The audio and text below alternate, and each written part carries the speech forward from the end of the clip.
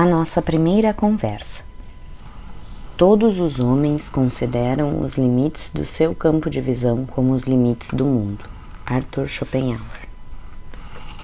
Finalmente falei pela primeira vez com o Dr. Hewlett em 21 de outubro de 2005.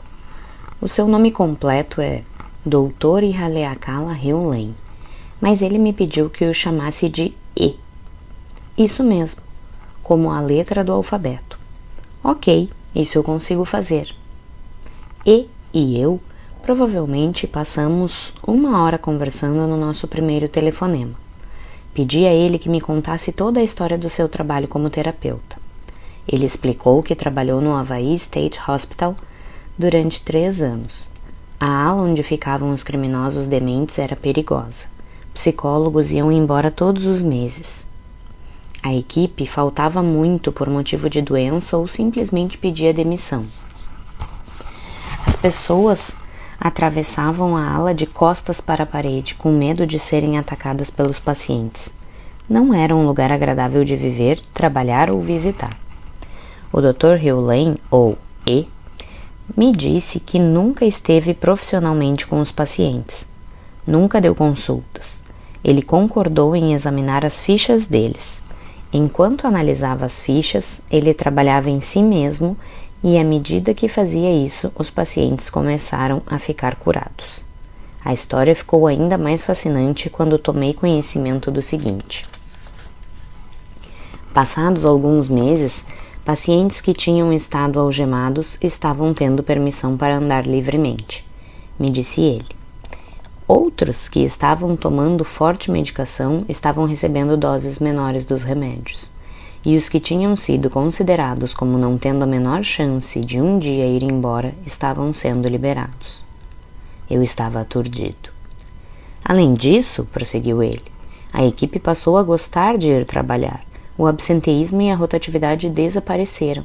Acabamos ficando com mais gente do que precisávamos, porque os pacientes estavam tendo alta e todos os membros da equipe estavam indo trabalhar diariamente. Hoje, aquela ala está fechada. Foi nesse ponto que eu tive que fazer a pergunta de $1 milhão. O que você estava fazendo em si mesmo que causou a mudança naquelas pessoas? Eu estava simplesmente purificando a parte de mim que eu compartilhava com eles, respondeu ele. Hã? Eu não estava entendendo. O Dr. Hewlett explicou que a total responsabilidade pela nossa vida significa que tudo na nossa vida, pelo simples fato de estar na nossa vida, é nossa responsabilidade. Em um sentido literal, o mundo inteiro é nossa criação. Uau, isso é difícil de engolir.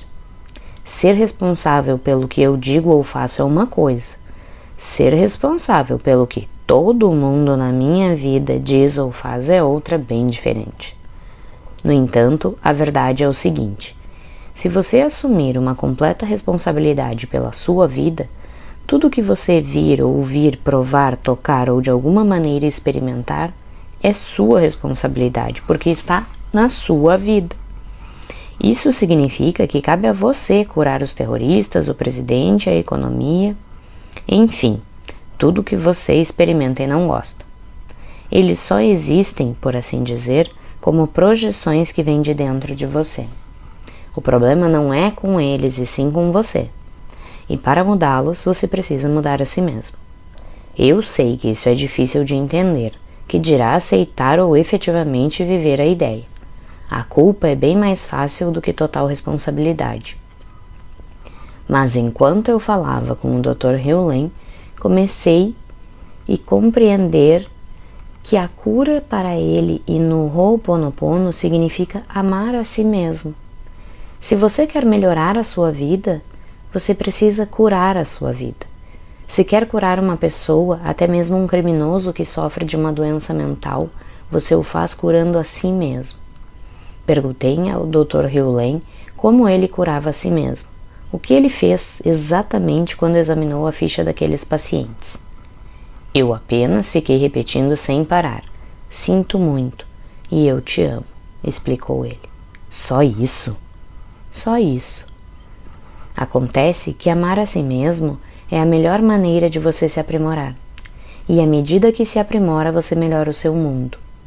Enquanto o Dr. Hewlett, ou E, trabalhava no hospital, ele entregava para a divindade qualquer coisa que aparecesse nele e pedia para que ela fosse liberada.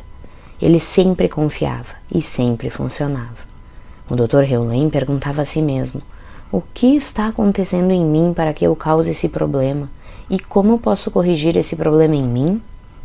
Aparentemente, esse método de curar de dentro para fora é o que é chamado de Ho'oponopono da identidade própria. Parece haver uma versão mais antiga do Ho'oponopono, que era fortemente influenciada pelos missionários do Havaí. Envolvia um facilitador que ajudava as pessoas a curar os problemas, conversando com elas. Quando conseguiam cortar os laços de um problema, esse desaparecia. Mas o Ho'oponopono da identidade própria não precisava de um facilitador. Tudo é feito dentro de nós mesmos. Eu estava curioso e sabia que, com o tempo, iria entender melhor o que ele estava dizendo. O Dr. Hewlett ainda não tem nenhum material sobre o seu processo. Ofereci-me para ajudá-lo a escrever um livro, mas ele não pareceu interessado. Existe disponível um antigo vídeo, o qual eu o encomendei. Ele também me disse para ler The User Illusion, de Thor Narranders. Como sou viciado em livros, imediatamente entrei na internet e encomendei o livro na Amazon. Quando chegou, eu o devorei. O livro argumenta que a nossa mente consciente não tem a menor ideia do que está acontecendo. Narranders escreve que o fato é que, a cada segundo, milhões de informações invadem nossos sentidos. No entanto, a nossa consciência processa apenas talvez 40 informações por segundo. No máximo, milhões e milhões de informações são condensadas em uma experiência consciente que não contém praticamente nenhuma informação. De acordo com o que entendido o Dr. Hewlett dizer, como não temos uma verdadeira consciência do que está acontecendo em qualquer momento considerado, tudo o que podemos fazer é nos resignar e confiar. Tudo consiste em ter 100% de responsabilidade por tudo na nossa vida. Absolutamente tudo. Ele diz que o seu trabalho envolve a purificação de si mesmo. Só isso. Enquanto ele se purifica, o mesmo acontece com o mundo, porque ele é o mundo. Tudo fora dele é uma projeção e uma ilusão. Embora parte disso tenha soado como psicologia junguiana, no sentido de que as coisas externas que vemos são o lado da sombra da nossa própria vida, e que o Dr. Hewlett parecia descrever, estava além de tudo isso. Ele parecia reconhecer que tudo é um reflexo de nós mesmos, mas também estava dizendo que é nossa responsabilidade corrigir tudo o que vivenciamos, a partir do nosso interior, conectando-nos ao divino.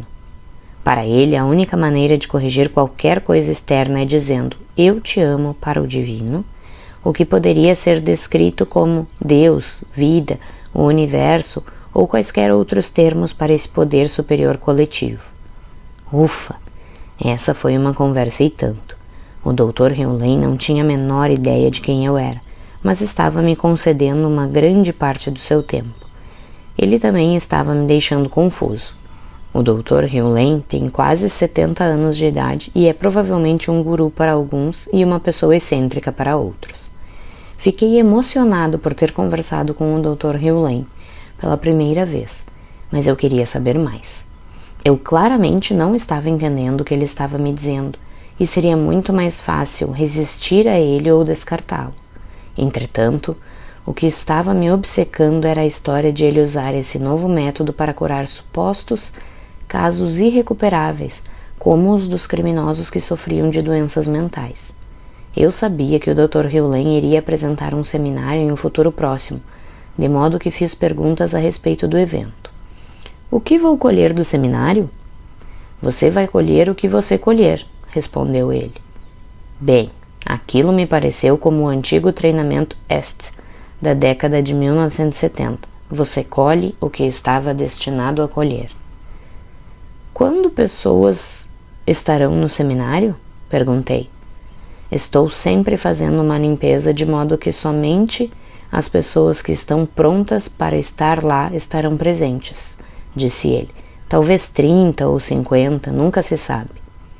Antes de encerrarmos o telefonema, perguntei a E o que significava a assinatura nos seus e-mails.